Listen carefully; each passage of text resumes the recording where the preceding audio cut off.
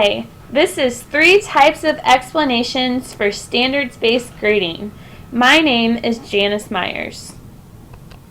The first type of explanation we are going to go through is the elevator explanation.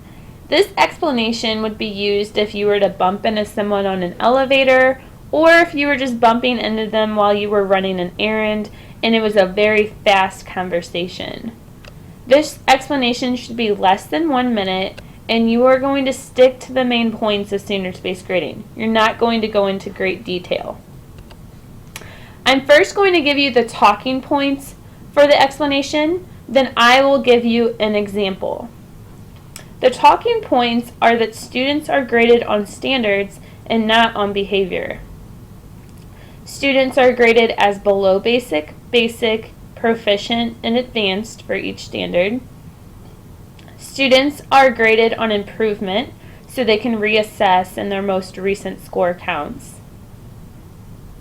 And standards-based grading makes it easier for students, parents, and teachers to know the students' strengths and weaknesses.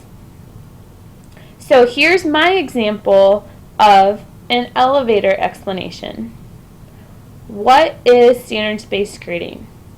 Well, standards-based grading is where a district or a school or a classroom grades students on standards rather than grading them on their overall performance in the class.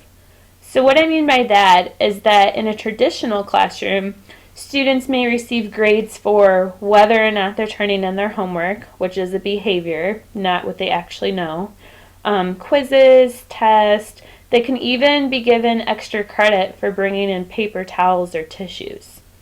Well, in standards-based grading, students are only graded on what they know. So a standard could be graphing a line or solving an equation. So within those standards, the students are graded as below basic, basic, proficient, and advanced. So they can be below basic at solving an equation or proficient at graphing a line. The students are also graded on improvement. So that means at the beginning of a year, if a student can't solve an equation but can do it by the time report cards are due at the end of the year, then they receive that most recent score. So this allows for students to start off as below basic or basic, but by the end of the grading term, being able to reach proficient and advanced and ending with those scores as proficient and advanced. Standards-based grading also makes it easier for students, parents, and teachers to know the students' strengths and weaknesses because the standards directly relate to the skills that are needed for the class. The next type of explanation I'm going to talk about is the waiting in line explanation. This could be used if you're waiting in line at a grocery store or a post office. It's going to be longer than the elevator explanation because you're actually standing next to someone, and you should expect to answer some questions. But you're still not going to go into deep detail about the standards-based grading. You will go into more detail about the standards and the levels of proficiency. So here are your talking points. It's hard to give an example just straightforward of waiting in line because it will be more of a conversation. You will talk about it, then they may ask you some questions and you'll explain the answers to their questions.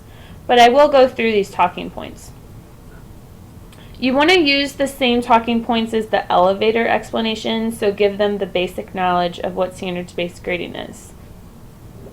You will then explain that students are only graded on these standards.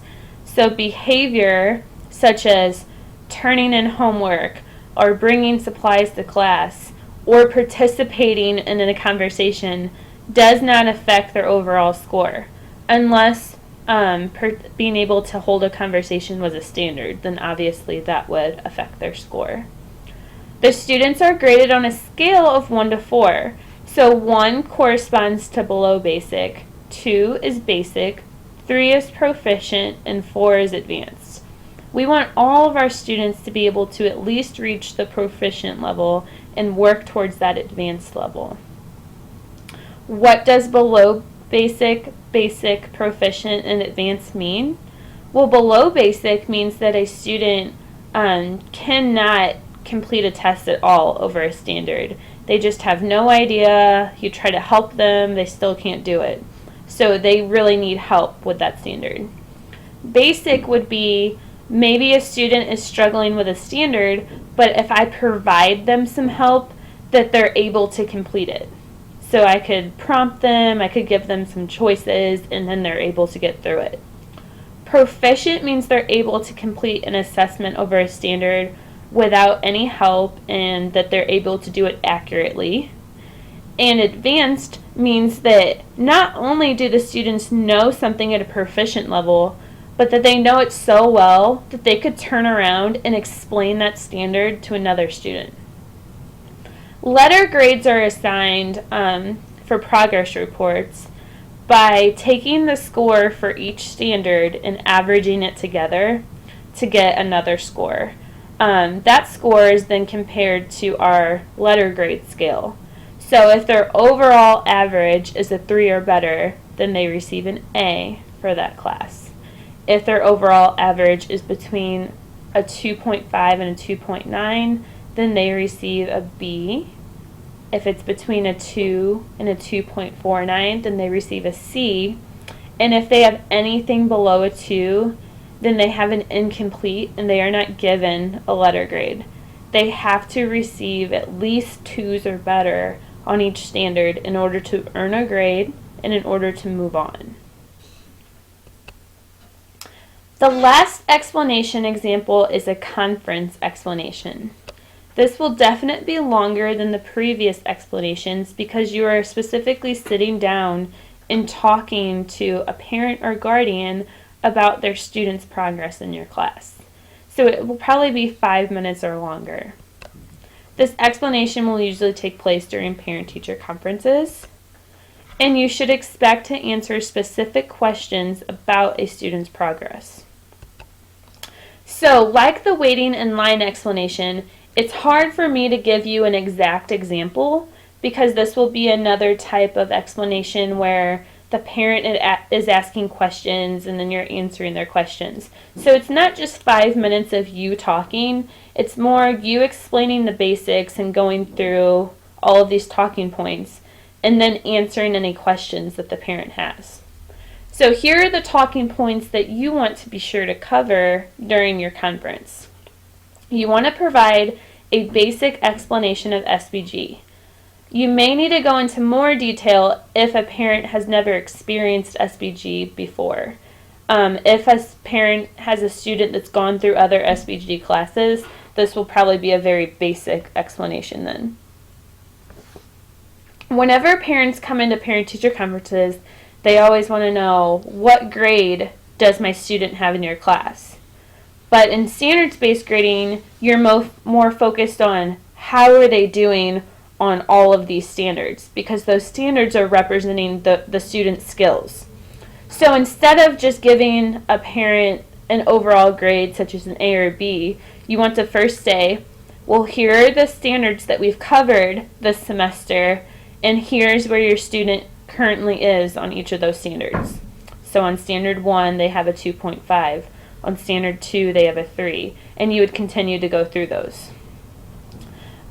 This will allow you to point out the student's strengths and weaknesses.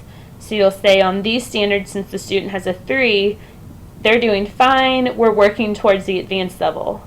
Here are the standards where the student has a 1 or a 1.5 or a 2, and we really need to focus in on these. You also want to explain that the student can reassess, and then if they receive a better score, that replaces their previous score. You'll also want to go over what the student can do to improve, what specific skills they need to improve on. Then finally, you'll cover the student's overall progress. So since they did this on all of these standards, their overall score averages to a 2.75. They have a B in the class. So those were the 3 types of explanations that you should know as a teacher of standards-based grading. You want to be able to talk to parents, colleagues, students, friends about standards-based grading, and you want to practice these explanations so that you're not caught off guard. My name is Janice Myers. If you have any additional questions, please email me at myersj@fontbonne.edu, or you can use my Twitter handle, jmyersscw. Thank you.